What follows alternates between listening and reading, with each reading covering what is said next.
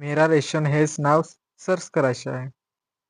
Search केल्यानंतर तुम्हाला इथे इन्स्टॉल या नावावर क्लिक करायचे आहे.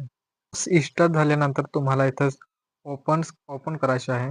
पण ओपन झाल्यावर तुम्हाला इथे दिसेल लँग्वेज सिलेक्ट करायची. ती एक लँग्वेज सिलेक्ट करून घ्यायची आणि त्यानंतर इथे नेक्स्ट या नावावर क्लिक करायचे आहे. क्लिक केल्यानंतर तुम्हाला इथे गेट स्टार्ट या नावावर क्लिक करायचे आहे.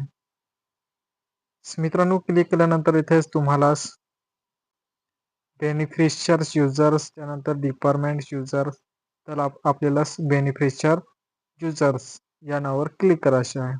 आधारला मोबाईल नंबर लिंक असेल तर इथे तसे आधार नंबर इथे टाकू शकतात. इथे आधार नंबर टाकल्यानंतर तुम्हाला इथे स्केप्शा विसरला आहे.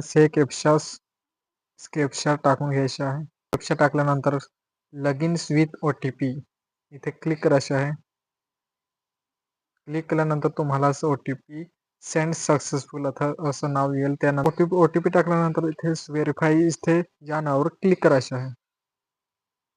क्लिक केल्यानंतर OTP व्हेरीफाय सक्सेसफुल असं हेच तुम्हाला दिसेल. त्यानंतर ओकेवर क्लिक करायचे आहे.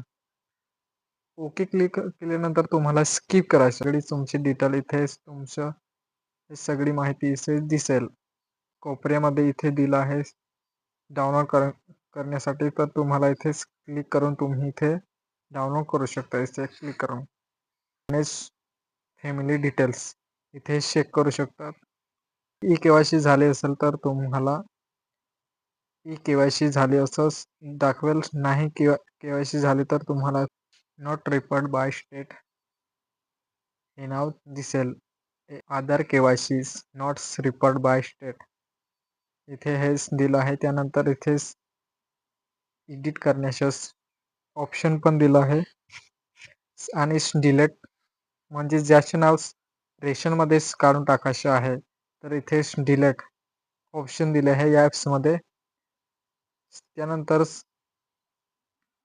त्यानंतर मित्रांनो तुम्हाला इथे न्यू नंतर मित्रांनो ॲड नंबर्स इथे तुम्ही तुमच्याच एखाद्याचे नाव वाढवायचे असेल आणि ते तुम्ही इथे ॲड करू शकता. तर इथे क्लिक करून तुम्हाला इथे पूर्ण सेट डिटेल्स 1 2 3 4 5 6 7 8 9 तर तुम्हाला स्टेप बाय स्टेप हे तुम्हाला हेच भरावे लागेल. इथे नेम इन इंग्लिश प्रमाणेच इंग्लिशमध्ये नाव लिहायचे आहे.